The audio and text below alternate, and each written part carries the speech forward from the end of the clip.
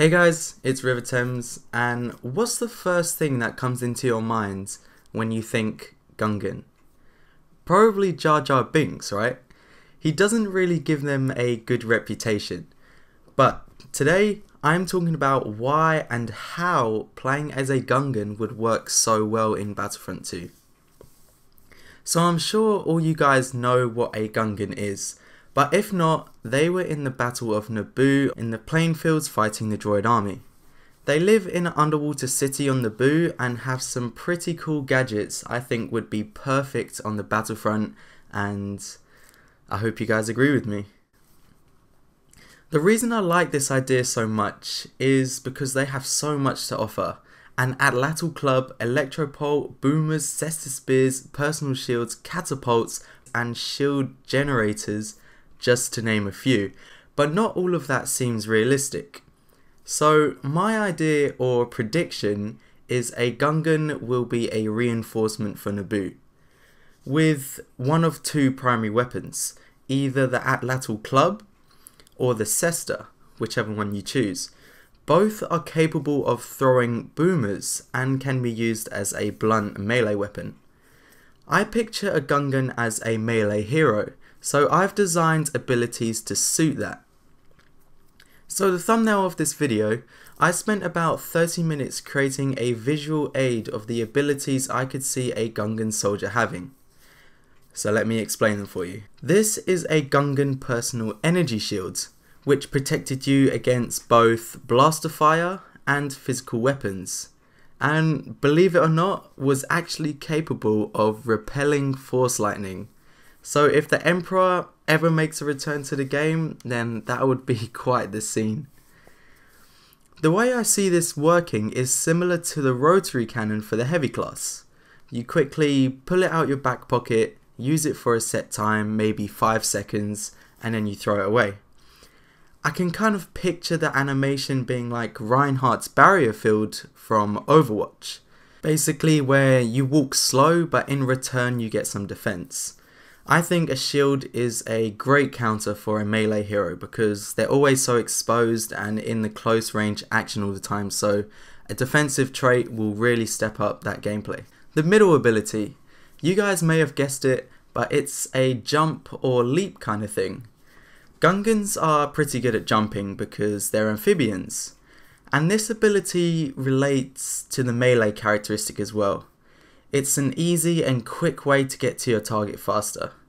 Kinda similar to Maul's spin attack, but it wouldn't do any damage on the way because it is just a reinforcement and we wouldn't want them being too good. But not only that, this could be used to escape situations, leap behind cover for example. But yeah, my idea is to use this leap quite frequently to get up close to your target and then strike them with your melee attack.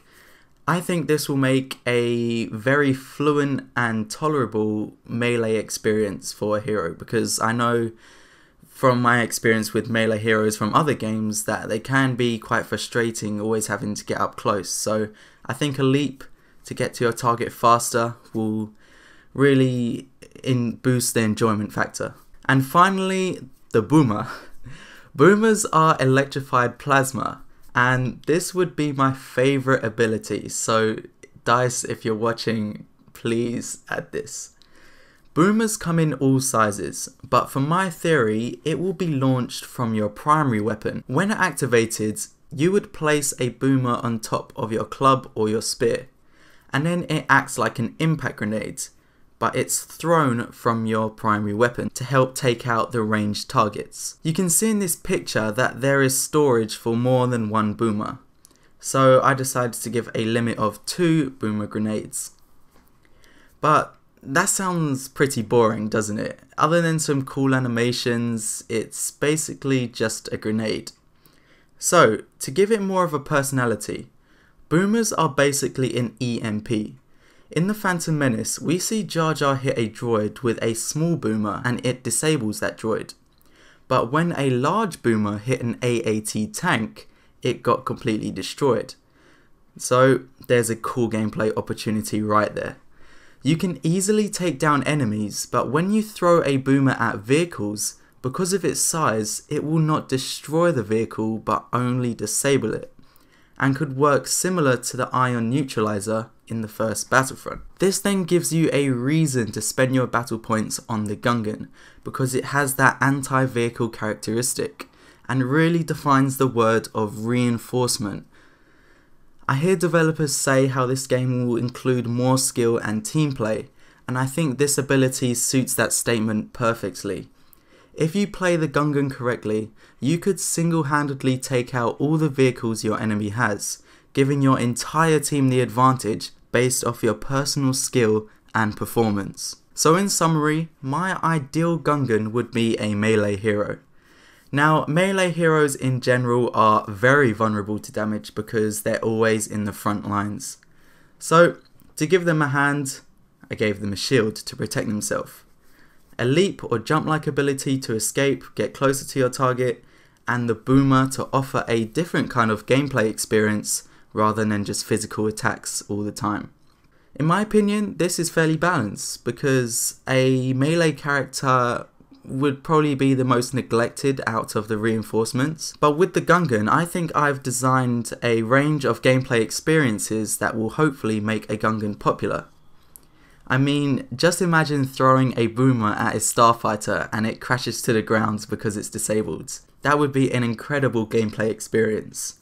So you can see all of my ideas, all of the potential a Gungan can have, and that is what the reputation of a Gungan should be, not Jar Jar Binks.